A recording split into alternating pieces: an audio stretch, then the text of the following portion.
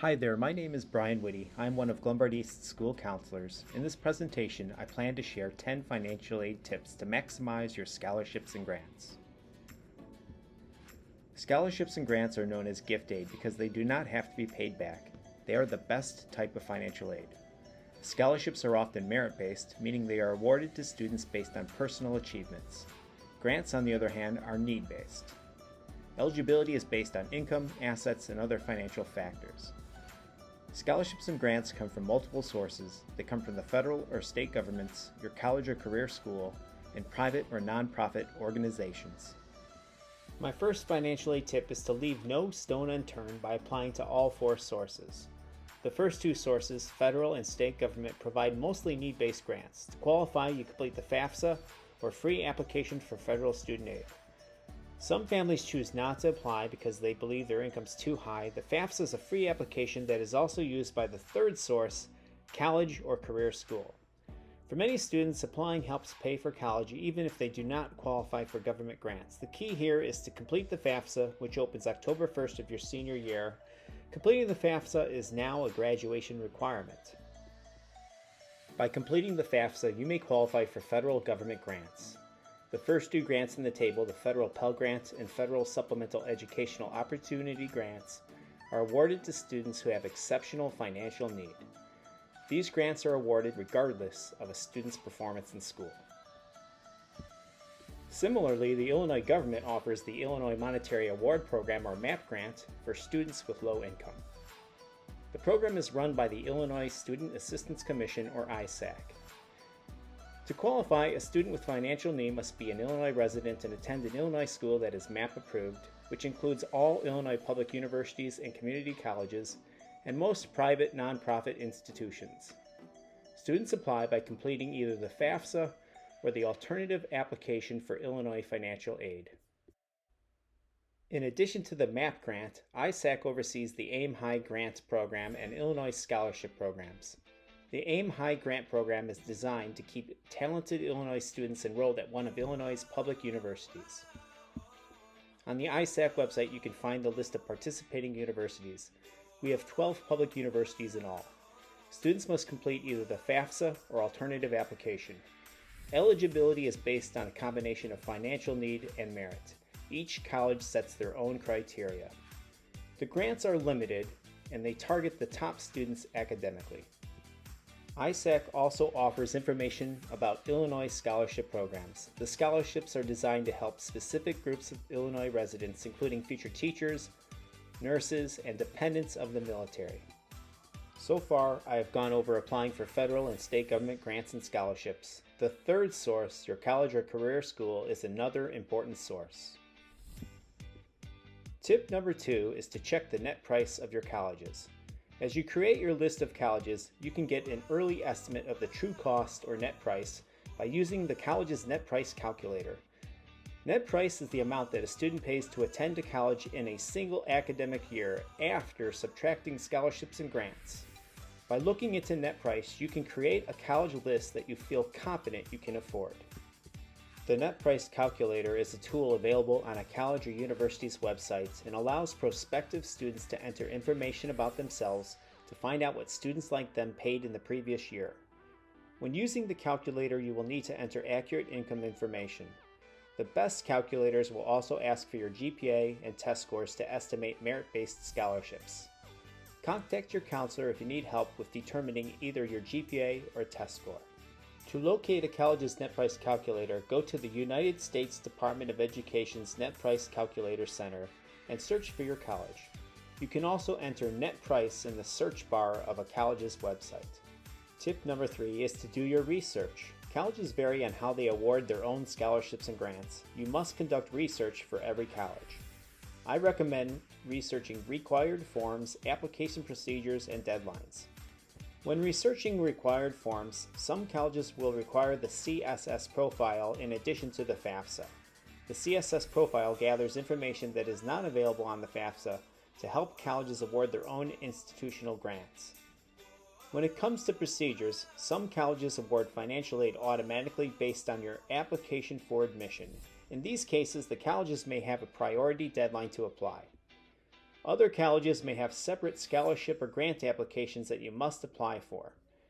If you miss a deadline or application, you can lose out on important grants and scholarships.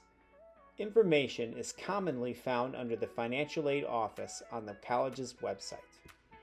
As you conduct your research, you will come across a variety of early admission plans. My fourth tip is to plan ahead to apply early for admission when a college gives the option. Many colleges offer the priority consideration for scholarships or grants to students who apply under an early action plan or within a priority filing period. The admission applications will open up sometimes over the summer before senior year. Colleges can set their deadlines to as early as October 15th. Another popular deadline is November 1st.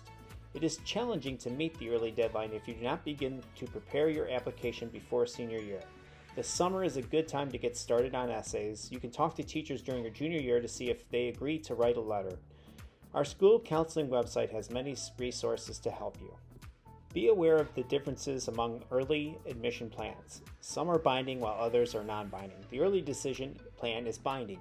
It is the only application plan where students are required to accept the college's offer admission and submit an enrollment deposit prior to May 1st. You agree to attend the college if it accepts you and offers an adequate financial aid package. You can only apply to one college for early decision. You may also apply to other colleges through the regular admission process, but if you are accepted by your first choice college early, you must withdraw all other applications.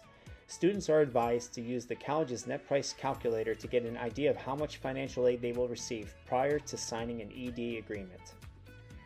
The benefit of early decision is that many highly selective colleges admit a majority of their incoming freshman class from the early decision applicant pool. If you look at the overall percentage of students admitted, the rate can be as low as 10% or less. Students who really want to be admitted to the college may opt to apply early decision for this reason. Sometimes it is better to wait for the regular decision deadline if you will benefit from having more time to strengthen your application. The remaining plans on the list are non-binding. Students who are admitted under these early admission plans will receive an early admission decision. They will set themselves up for priority consideration for scholarships and grants, among other benefits. Tip number 5 is to apply to colleges with a good fit academically. If your cumulative GPA is in the upper range of admitted students, then you may be competitive for the college's scholarships and grants. You can see how you stack up by using the following strategies. Conduct research on the college's website. Admission offices may offer statistics to help predict your chances of being admitted. The information can include percentile ranges of GPA and middle 50% ranges of test scores. If your GPA and test scores are within the average, then the college may be a good fit academically. You can also look up Naviance scattergrams. From your Naviance account, add a college to your list to gain access to its scattergram, which allows you to view the GPA and test scores of seniors from Glenbard East who self-reported they were admitted to the college. Your own GPA and test score are displayed on the scattergram for comparison. If you are having trouble locating information, try searching the college's website for the Common Data Set. The Common Data Set compiles important facts and figures about the college in a standardized format. Colleges that participate will post the Common Data Set on their website. It allows families to compare similar data from one college to another.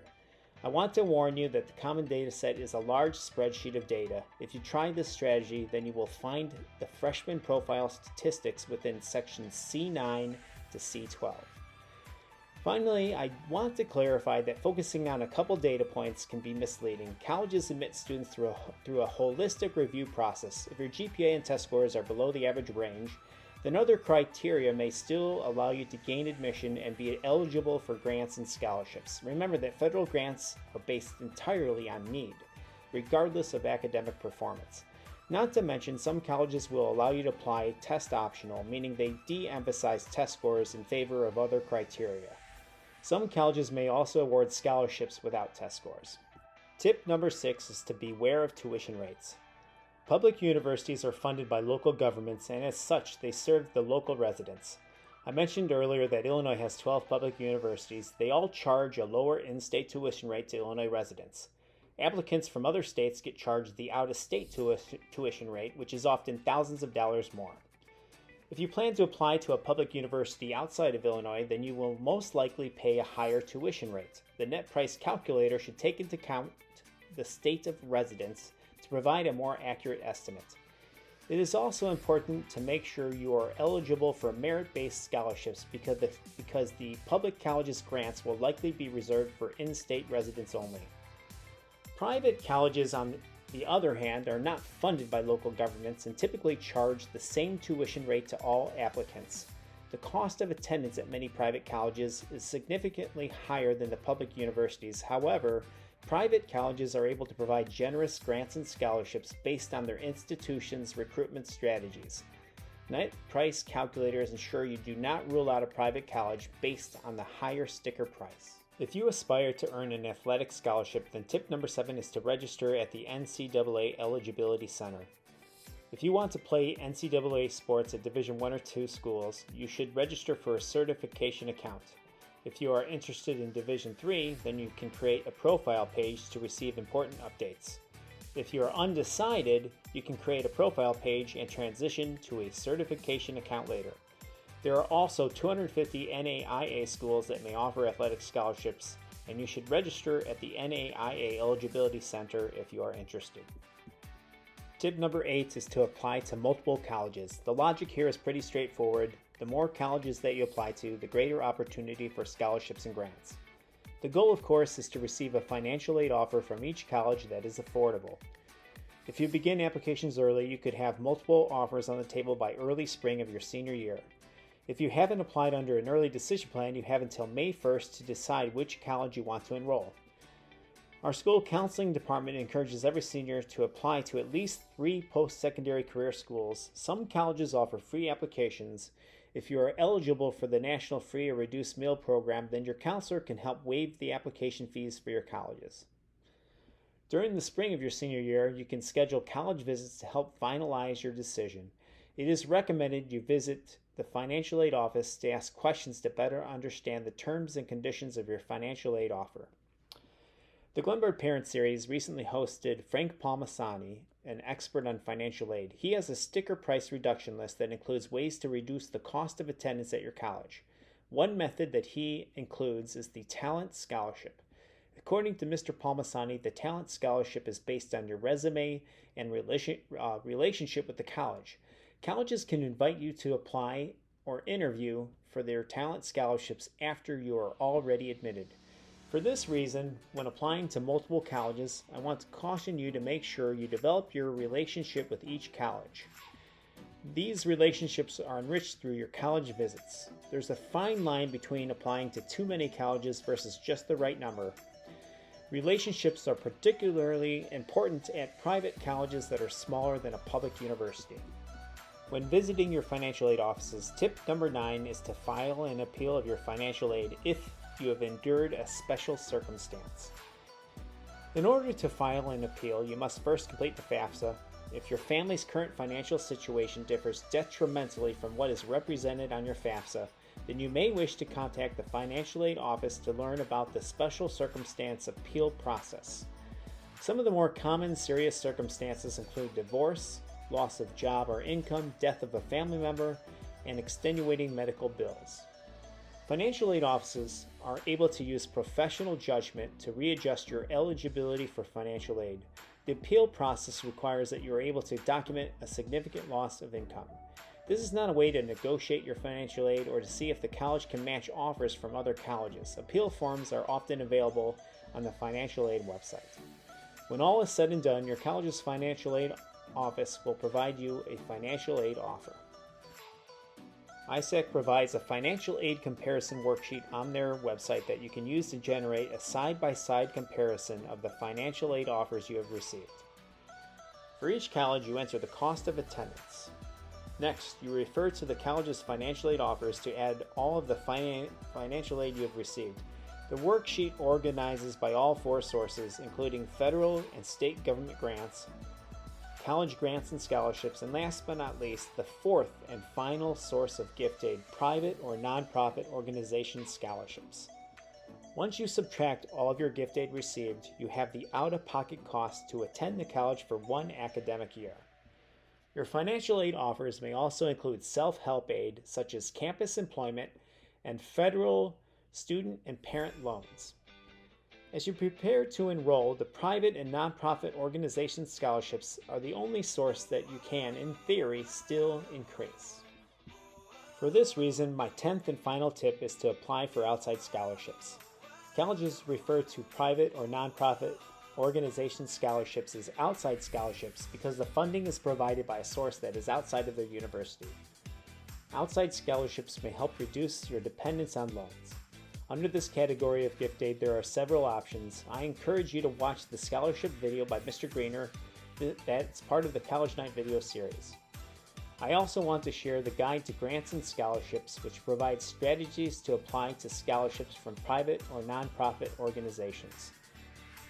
The guide also has a link to the Glenbard East local scholarship competition for Glenbard East seniors. To access the guide, you can find the link in the comment section of this video. You can also access the document using this QR code.